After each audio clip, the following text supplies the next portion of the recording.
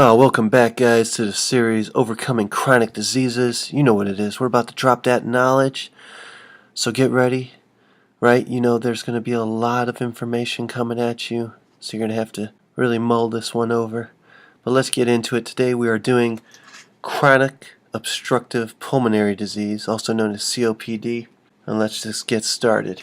So Chronic Obstructive Pulmonary Disease is a progressive lung disease resulting in persistent airway obstruction due to chronic bronchitis, emphysema, or both. Alright, this is characterized by small airway inflammation and peripheral bronchial fibrosis, eventual irreversible airway obstruction, marked difficulty in breathing, wheezing, and a chronic cough. The primary cause is cigarette smoking.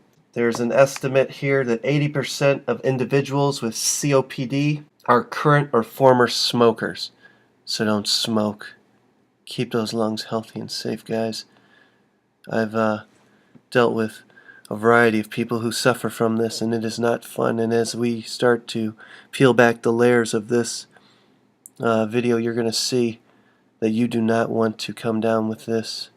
Other factors include occupational and environmental pollutants, alpha, antitrypsin deficiency, allergies and asthma, poor nutrition, periodontal disease, and low birth weight. So COPD is also most commonly found in white men over 60 years of age. COPD is currently the most common lung disease, affecting an estimated 24 million Americans, and is the fourth leading cause of death in the United States.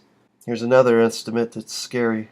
By the year 2020, COPD is predicted to be the third leading cause of death for both male and females, and the fifth leading cause disability worldwide. So there's obvious impairments of ventilation and gas exchange that are accompanying shortness of breath, which is dyspnea. The systematic effects of COPD are largely the result of compensatory response to a damaged respiratory system. Pathophysiological consequences of COPD include the following.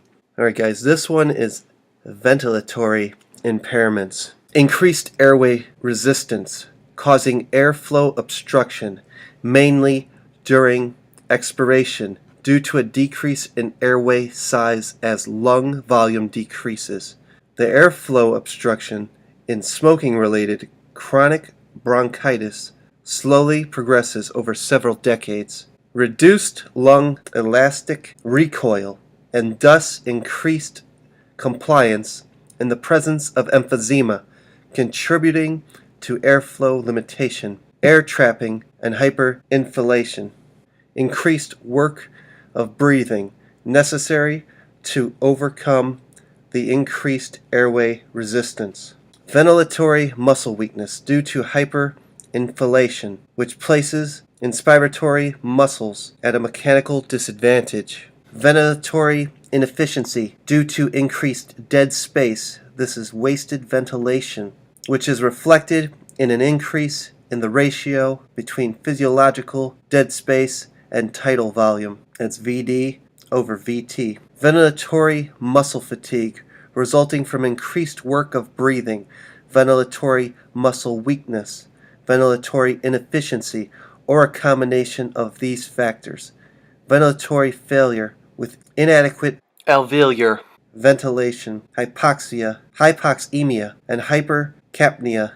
This condition arises in the later stages of very severe COPD. Alright, those were all ventilatory impairments. Now, abnormalities of gas exchange. Chronic bronchitis causes ventilation perfusion inequality, whereas emphysema causes destruction of the alveolar capillary membrane with increased alveolar dead space and loss of diffusing capacity. Each of these abnormalities impair pulmonary gas exchange. High V over Q abnormalities amount to increased alveolar dead space, wasted ventilation, with increased ventilatory requirement and increased work of breathing that can contribute to ventilatory limitation in some cases. Low V over Q abnormalities amount to venous admixture, which is wasted perfusion,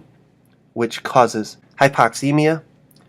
The hypoxemia usually worsens during exercise. All right, cardiovascular impairments. It reduces physical activity, often leads to cardiovascular deconditioning, to which individuals with COPD are particularly susceptible.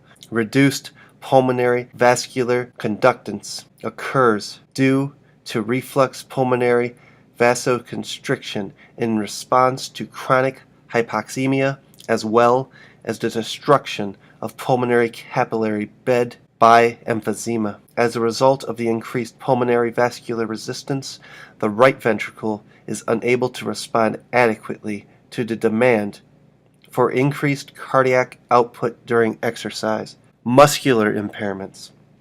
Peripheral muscle deconditioning, which is an inevitable consequence of reduced physical activity in COPD. Muscle wasting and weakness are also present due to inactivity and malnutrition.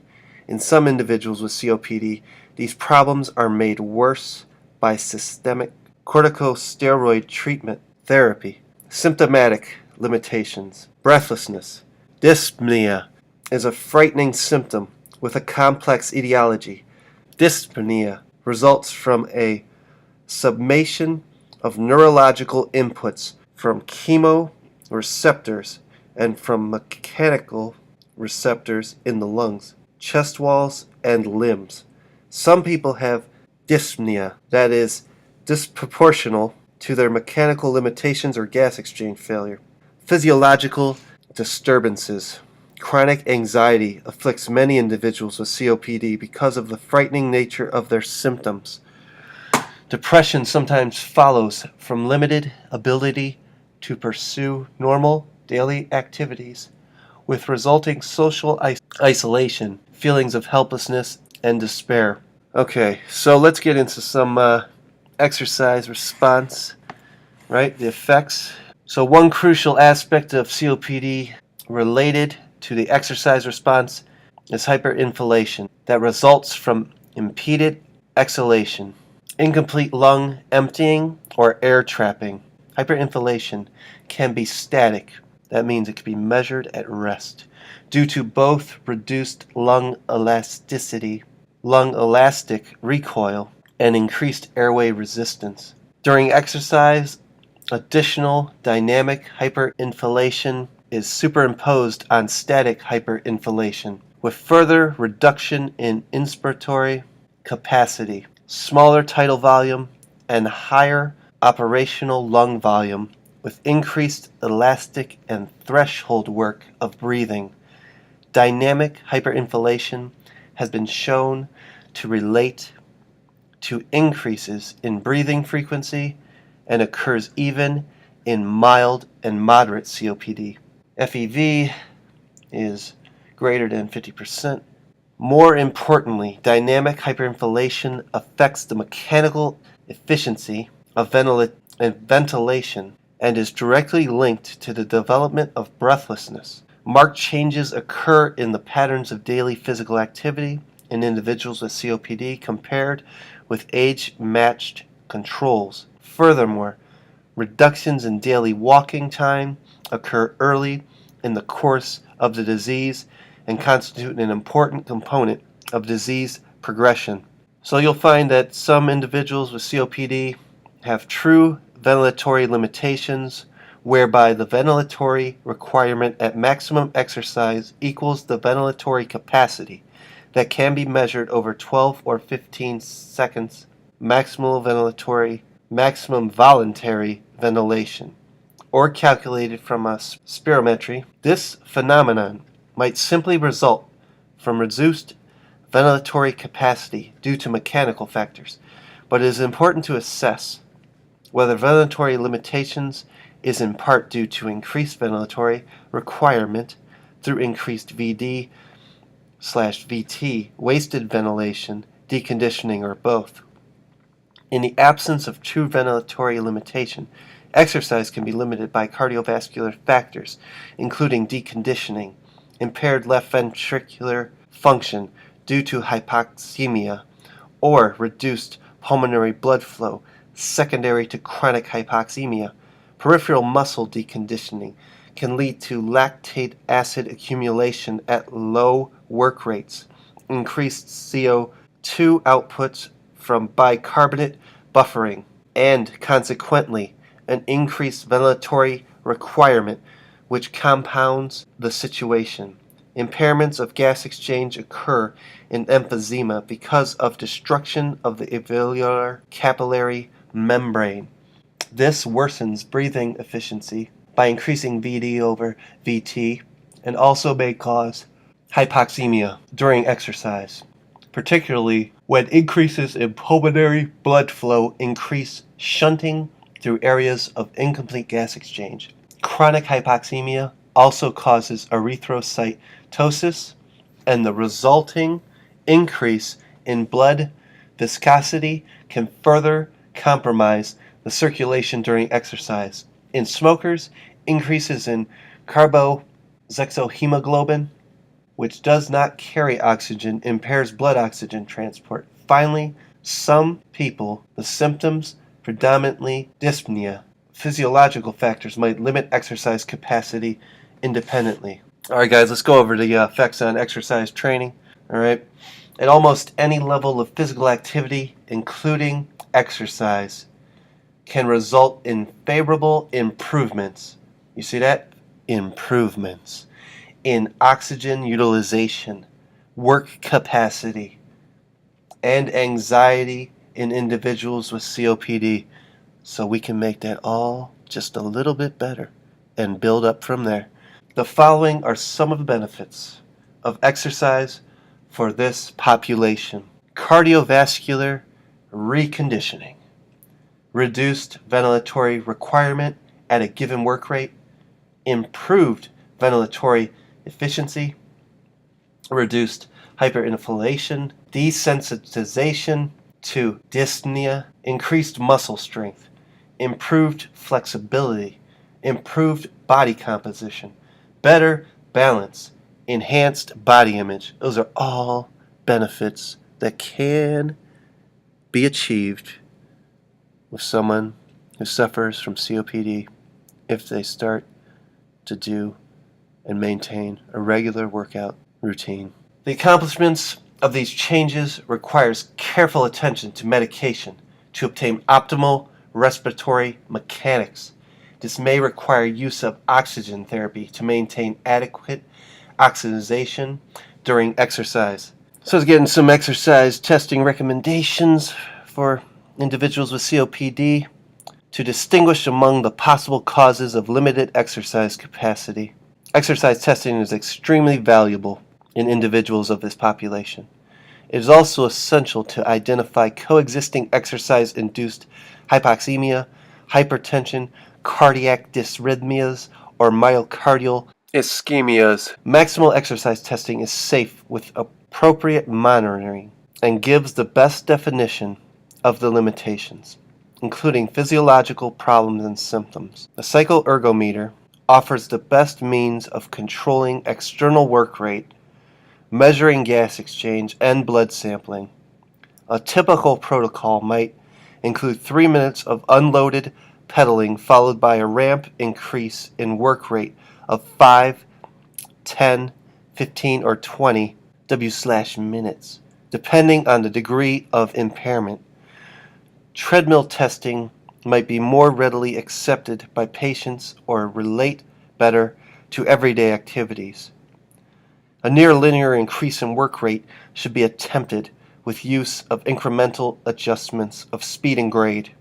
With either mode of exercise testing, the aim should be to obtain between 8 and 12 minutes of exercise data. A constant work rate protocol on a cycle or treadmill ergometer can be used repeatedly to compare physiological response to an identical exercise stimulus. A submaximal constant work rate test of high enough intensity to cause lactic acid accumulation and fatigue offers the best means to showing improvements after therapeutic interventions, including exercise training. Valid measurements would include exercise endurance time and physiological measurements after a standard time interval.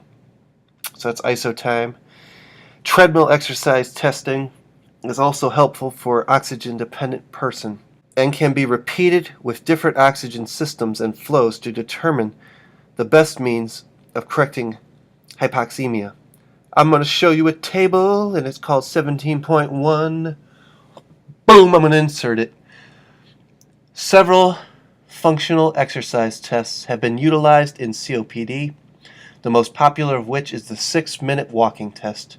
Although these tests are difficult to standardize, they are strongly influenced by patient motivation.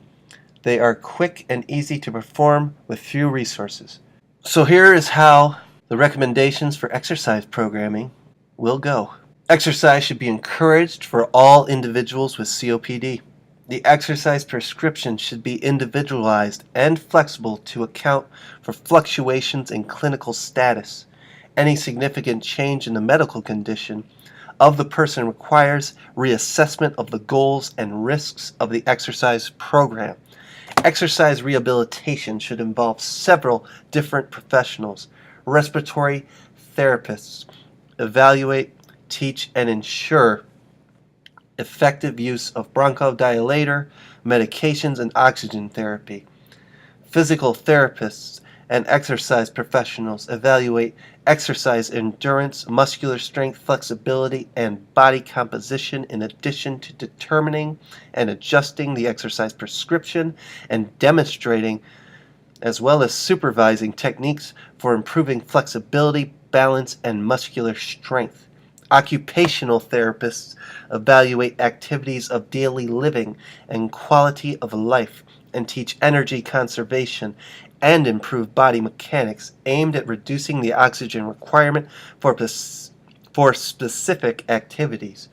All therapists teach improved breathing efficiency using methods such as pursed lips and diaphragm breathing, which slow the respiratory rate.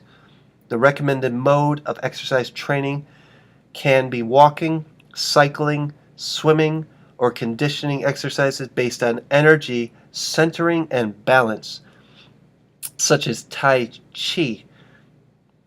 The mode of exercise selected should be one that is enjoyable and that directly improves ability to perform usual daily activities, in addition to the accepted specificity of training effect in terms of muscle performance.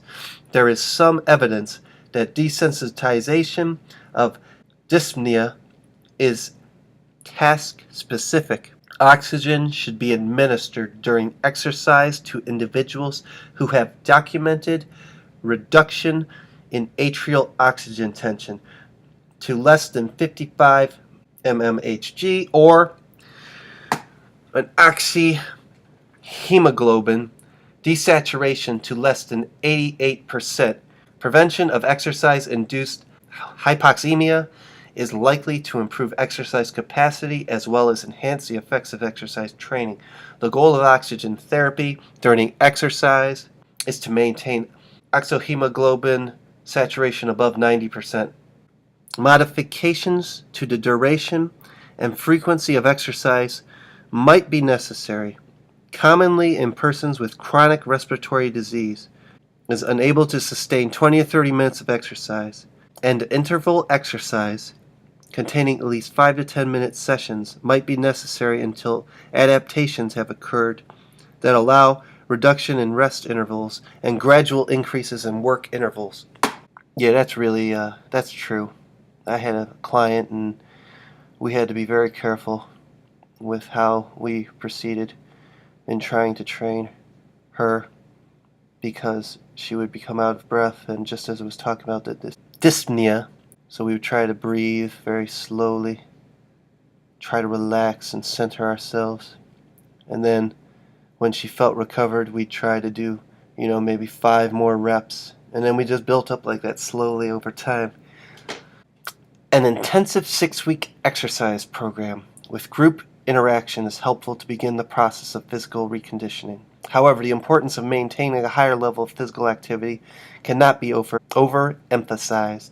The individual with COPD is at particular risk of relapsing into a state of inactivity and physical deconditioning. Rehabilitative exercises should therefore be lifelong, and membership in a health and fitness facility is worth considering. Alright guys, I got some websites for you. Got the American Association of Cardiovascular and Pulmonary Rehabilitation. That's at www.aacvpr.org. And the American Lung Association, which is www.lungusa.org. Check those out. Alright guys, so that finishes this one. As you can see, regardless of what chronic disease you are currently challenged with, that's no excuse.